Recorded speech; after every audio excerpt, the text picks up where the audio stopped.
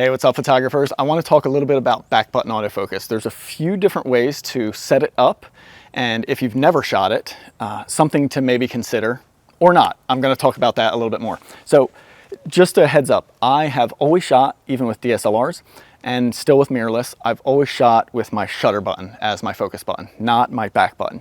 And I'm going to show you how I do that right now.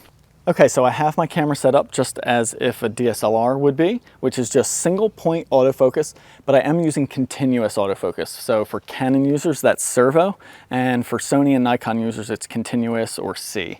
And that means as long as I'm focusing, it's always going to be focusing on whatever I'm pointing the camera at. So you can see, like, I'm going to half press my shutter button, it's just going to try and keep focusing.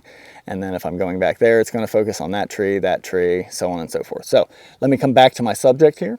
And I want to show you how I've configured and set up my back button autofocus. This is for DSLRs and for mirrorless. So if we go into, on Nikon, it's the custom settings. So on your camera, wherever you would go to customize the AF on button, or whatever button on the back you want to use for your back button autofocus.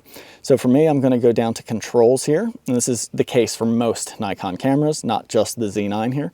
And I'm going to go to customize controls for shooting, and then I'm going to find that AF on button back here, okay? And so here's how I set my camera. I set it for AF lock only.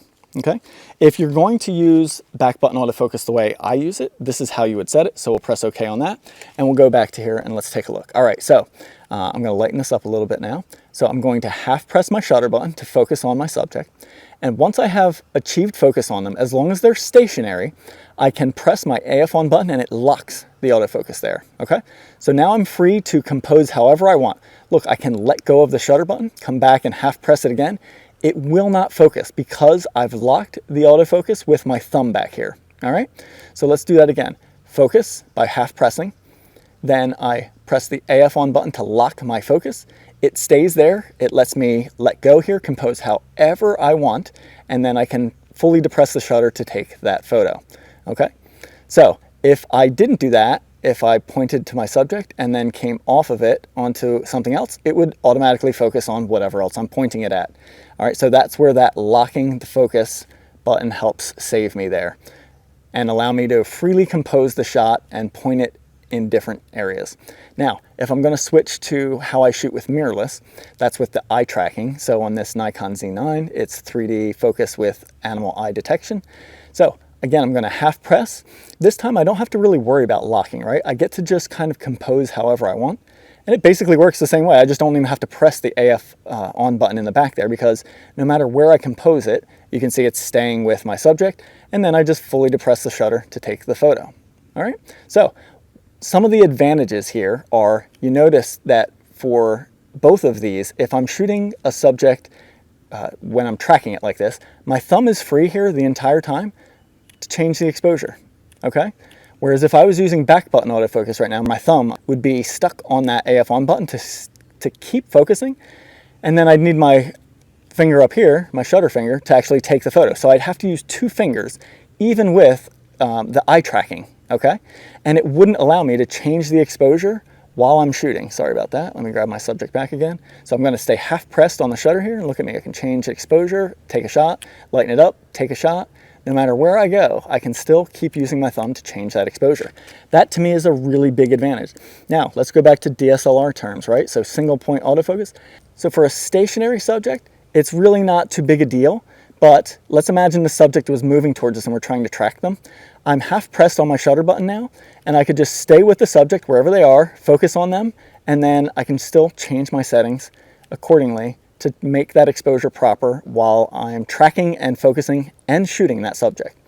If I was using standard back button autofocus, again, my thumb would be taken up to try and track and focus, and then my pointer finger would be on the shutter to take the photo, and that leaves me no free finger really to work any of the dials and change the exposure, okay?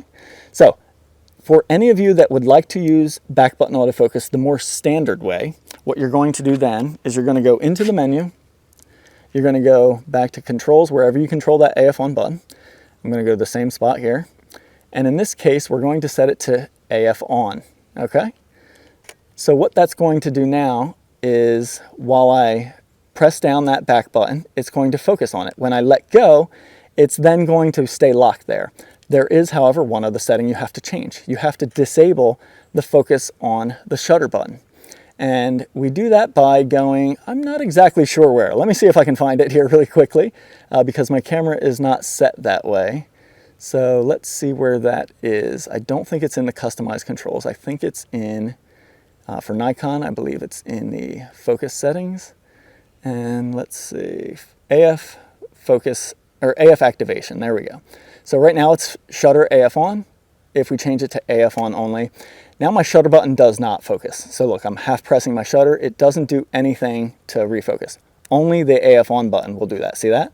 So now this allows me to focus on my subject. Now to recompose, I'm going to let go, then I'd recompose, and then I'd take the shot. All right. So with a stationary subject, this does, however, allow me to focus on my subject, let go, change my exposure, and then take the shot. That's the one example that this setup for Backbutton autofocus does have the advantage over the way I shoot because it allows you to recompose and change the settings. So basically the only time this is an advantage is when the subject is completely stationary and not moving at all. For every other circumstance, which is most circumstances with birds, when the subject is moving, you need to have your thumb on the AF on button and your shutter button active to take the photo. So both of your fingers are taken up and you can't change the setting. So those are the multiple different ways you can set up your Backbutton autofocus system. I would say if you haven't really set yourself on one way or the other to try my method, I think in most experiences it's going to give you a better advantage because you're able to have that thumb free to change some settings while you're still taking a photo.